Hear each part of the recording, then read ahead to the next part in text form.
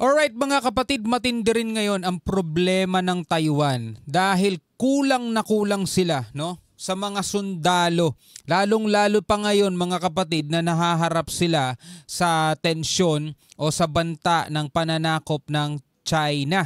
No, ang sabi rito mga kapatid sa balita dito sa Net25, yan, no, Taiwan crisis sa kakulangan ng sundalo. Ano, humaharap sa matinding kakulangan ang militar ng Taiwan sa kabila ng pinalawak na recruitment efforts, no? Pinalawak na ngayon recruitment efforts, kulang pa sila sa mga sundalo. Imagine that mga tol, napakaliit na nga ng bansa, kulang pa sa mga sundalong magtatanggol sa kanilang bansa na nahaharap ngayon sa China invasion, no? Kulang pa sila sa mga sundalo. Tapos isa pa, mga tol, may bali-balita ngayon na parang hindi na ipagtatanggol o hindi na dedepensahan ng Amerika ang Taiwan, no, laban sa pananakop ng China. No, mamaya mga kapatid, pag-usapan natin 'to kasi tinanong si Trump na about nga dito sa pagprotekta sa Taiwan laban sa China mga kapatid. Pero iba ang naging sagot ni Trump mga tol. Mamaya panoorin natin yan. So panoorin muna natin itong balita mula sa Net25. No, bago natin to simulan, huwag mong kalimutan mag-subscribe. Click mo na rin ang notification bell para ma-notify ka whenever na may mga bago tayo reaction video tulad nito. Alright, so wag na natin patagalin pa. Panoorin na natin to mga tol. Humaharap ngayon sa malubhang kakulangan ng puwersa ng militar ng Taiwan. Sa kabila ng mga pagsusumikap na palakihin ang recruitment process nito, ay nananatili pa ring malaki ang kakulangan sa mga nagdanais na maging sundalo. Umaabot lamang sa 80% ng mga Taiwan citizens o mga Taiwanese ang nagboboluntaryong maging sundalo. Mula noong 2022 hanggang nitong nakaraang taong 2024, humigit kumulang 12,000 members ng mga sundalo ang umalis na sa militar. Uy, grabe. Akala ko nadagdag, yung pala umalis. 12,000. Humigit kumulang 12,000 members ng mga sundalo ang umalis na sa militar na nagdulot ng mga alalahanin sa mga opisyal ng gobyerno ng Taiwan. Muling tinalakay ang posibilidad ng pagpapahintulot sa mga foreign migrants na ma-enlist. Wala pang opisyal na desisyon ang ginagawa ang bansa hinggil sa isyong ito na matagal nang pinag-uusapan sa loob ng higit 2 dekada. Isa sa mga itinuturong dahilan ay ang pagbagsak ng birth rate ng Taiwan na ikalawa sa pinakamababa sa Asia pagkatapos ng South Korea. Mababa ang birth rate nila doon mga tol. Siguro nga dahil sa pagkontrol na rin nila, dahil nga sa liit lang ng kanilang bansa mga kapatid, no? Kung hindi nila kokontrolin yun, mapupuno sila at maghihirap ang bansa nila mga kapatid. Kasi mas maliit ang bansa mo, mataas ang populasyon mo, bababa yung quality of life. Katulad na lamang ng nangyayari mga tol. 'Di ba? Sa ibang mga bansa, o like for example, mga tol dito sa Pilipinas, 'di ba? Mataas ang ano natin eh. Mataas din ang birth rate natin dito mga tol. Ang problema nga lang hindi sapat yung alam mo yung kinikita ng mga magulang, isang household na kumikita ng maliit na halaga pinagkakasya sa sobrang daming anak mga kapatid. 'Yun ang problema, 'di ba? Sa kanila maganda ang ano sa kanila eh. Ang buhay sa kanila kahit papano, kaya nga may mga OFW tayo dun eh. Mababa nga lang ang birth rate nila at ito nagiging dahilan ngayon kaya namumblema rin ang kanilang pamahalaan. Bagamat ang sahod sa militar ay mataas, mas binipili pa rin ng mga Taiwanese ang mga oportunidad sa pribadong sektor. Sa kabilang dako, pinalalakas naman ng China ang kahandaan nito sa parehong air and sea defense zones sa Taiwan. Habang ang China naman mga tol, sobrang laki. No, wala pa ata sa kalingkingan mga kapatid itong Taiwan pagdating sa dami ng sundalo. Sa nakalipas na taon, malaki na ang pagbabago ng military services ng Taiwan. Mula kasi noong 1950 hanggang taong 2000, ang lahat ng lalaki ay kailangan ng magsilbi ng kanilang military services na hindi bababa sa 2 taon. Gayunpaman, habang ang Taiwan ay naging ganap na demokrasyang bansa, unti-unti namang binabawasan ng gobyerno ang obligasyon ng mga mamamayan nito na maglingkod sa militar. Noong 2013 ay mandatory service ng Taiwan ay napalitan na lang sa 4 na buwang training. So yung dating hindi bababa sa 2 taon naging 4 na buwan na lang mga kapatid, no? Binabaan nila 'yon. Tapos nagkataon bigla ngayon humaharap sila sa mas matinding banta kasi matagal na silang pinagbabantaan ng China, no? Pero mas lalo kasi nagiging agresibo China ngayon. Ngunit noong 2022, muling ipinatupad ni dating Taiwan President Tsai Ing-wen ang 1 taong mandatory service para sa mga mamamayan nito na nagsimula naman taong 2024. Bagamat kakaunti ang mga tumutol sa panukalang ito, ay suportado naman ng kasalukuyang administrasyong Lai ang hakbang na ito upang ihanda ang kanyang bansa sa banta ng pananakop ng China. So binalik naman pala pero 1 year na lang. 维护台海及印太区域的和平稳定是国际社会的最大共识。中国作为区域中的一员，连日来在越南、菲律宾以及纽澳外海接连进行单边威胁以及骚扰的行为。昨天又在台湾外海国际航道上毫无预警。Yesterday, February 26, it drew an exercise area without warning. 划设操演区，宣称进行射击训练，这是公然违反国际惯例。 不只是对国际飞航还有海上船只的航行安全造成了高度的危险，也是对区域安全稳定的公然挑衅。总统府表达严厉的谴责。Matindi ang problema ngayon ng Taiwan dahil kulang na kulang sila sa mga sundalo. Tapos eto pa ngayon, yung pinag-uusapan ngayon, Trump will still defend, mga kapatid, ang Taiwan, no? Eto kasi panoorin natin, ha. You've been very clear in saying that as long as you're president. May reporter na nagtanong you've been very clear in saying that as long as you're president, Iran will never get a nuclear weapon. That's true. Is it also Iran saying that as long as you're president, Iran will never get a nuclear weapon? Sabi niya, that's true, no? Sinabi niya. Is it also your policy that that as long as you're president, China will never take Taiwan by force? China will never take Taiwan by force? I never comment on. Biglang sinabi niya, hindi ako nag-comment dyan. Sabing ganon, as long as you're president, China will never take Taiwan by force. O hindi makukuha ng China ang Taiwan gamit ang puwersa.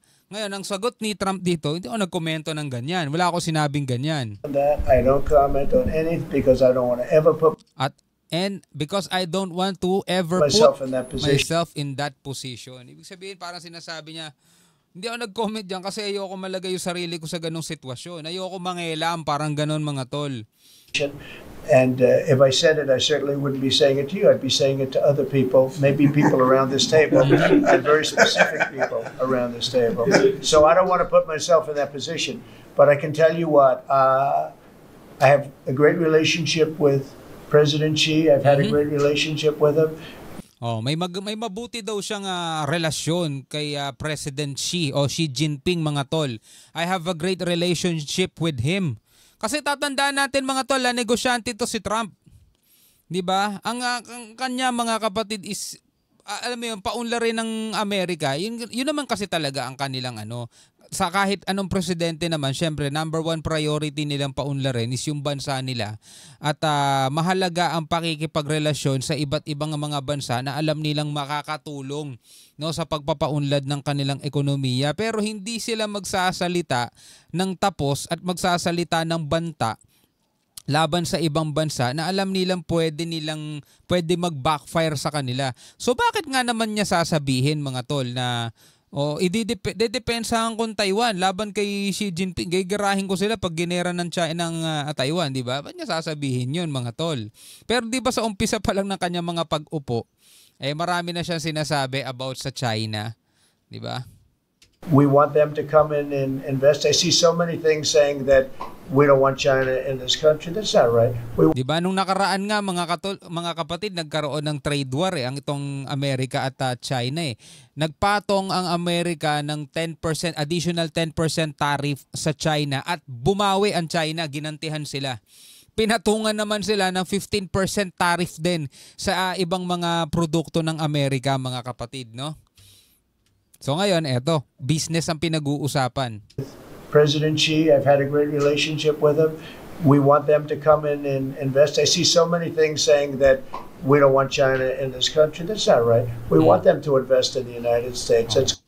Di ba? Hindi to totoo yung mga ayaw natin ng China rito. Hindi totoo yun. Gusto nga natin sila mag-invest dito sa Amerika eh. I mean, Good. There's a lot of money coming in, and we'll invest in China. We'll do things with China.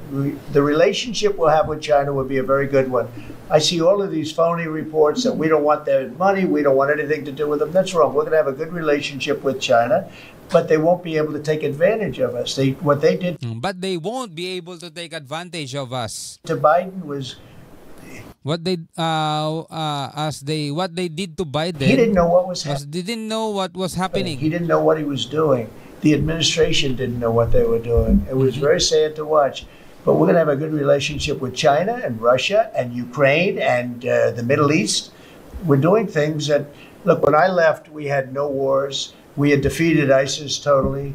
We had no inflation. We didn't have the Afghanistan withdrawal, the worst withdrawal anybody's ever seen. I think that's one of the reasons that President Putin looked at that. He said, wow, these guys are a paper tiger. Look at it. We're no paper tiger. Don't forget, we got rid of ISIS in 3 weeks. So makikita mo rito, magkaiba talaga sila ng policy ni Biden. No? Kung si Biden, gera kung gera, mga tol. Eto si Trump, mas nakafocus siya kung ano yung balik sa kanila, kung ano yung pwedeng ika-benefit, no? O kung saan magbe-benefit mga tol ng Amerika. Kaya nga no, tayong mga Pilipino, tayong bansang Pilipinas, mga kapatid, no? Tayo'y nananatiling malumanay o tayo nananatiling kalmado sa harap ng mga agresibong aksyon ng China. Kasi hindi talaga tayo pwedeng manghawak na gera na kung gera, andiyan dyan ang Amerika, meron tayong suportang makukuha sa kanila. Diba hanggat maaari mga tol, hindi tayo papasok sa gera, lalong-lalo na kung hindi naman handa tayo mentally, physically at saka alam mo na sa sa kagamitan at asset natin. Hindi kasi talaga pwedeng iasa natin yung kaligtasan ng ating bansa sa ibang bansa kasi mayroon silang sariling interest. Mayroon silang sariling pinoprotektahan mga tol. No, tayo ang kailangan protektahan natin number 1. Siyempre, yung mga mamamayang Pilipino, hirap-hirap na nga ng buhay ngayon eh. Mahal ng mga bilihin, mahal ng kuryente, mahal ng gasolina, di ba? Tapos papasok pa tayo sa gera eh, di lalong nagmahalan lahat yung mga yan. Kung kaya nating masolusyonan yung mga problema natin dito sa Pilipinas nang hindi na umaabot pa sa gera, yun ang ginagawa ng ating mga namamahala o namumuno, mga tol. Kasi ayaw din naman nila na dahil sa kanilang ego, dahil sa kanilang tapang at dahil sa kanilang pagpupursige na ipaglaban ang ating soberanya, bigla-bigla na lang tayong papasok sa isang sigalot na alam nyo naman na napakadaling pumasok dyan pero ang hirap lumabas dyan. At wala tayong 100% na katiyakan na tayo ipaglalaban ng ibang bansa. Siyempre, kailangan nating tumayo gamit ang sarili nating mga paa. Ang tanong mga tol, kaya ba natin? Diba? So ngayon mga kapatid, ang unang pangunahing kailangan gawin, magsuportahan tayo, magkaisa ang ating pamahalaan at siyempre dapat suportahan nila yung ating mga sandatahang lakas, diba? I-modernize pa nila yung mga kagamitan natin para hindi tayo naaapi, hindi tayo nabubulas kasi kailangan talaga natin ng depensa. Katulad na lamang nito ngayon, itong Taiwan, diba? Kulang sila sa kasundaluhan. Tapos may ganitong mga pahayag si Trump. Anong mangyayari ngayon? Diba? Makakaasa ba ang Taiwan na talagang dedepensahan sila ng Amerika kapag sila ay inatake ng China? Diba? Pero again, mga kapatid, hindi natin alam kung anong laman ng utak ni Trump, mga tol. Presidente ito eh. May utak yan, negosyante yan. Diba? Hindi natin basta-basta kailangan panghawakan o dapat panghawakan kung ano agad ang mga sinasabi nila. Ikaw bilang isang Pilipino, ano masasabi mo dyan? Comment ka na lamang sa ibaba. Hanggang sa muli, ako nga pala si Shobaldi. Peace out.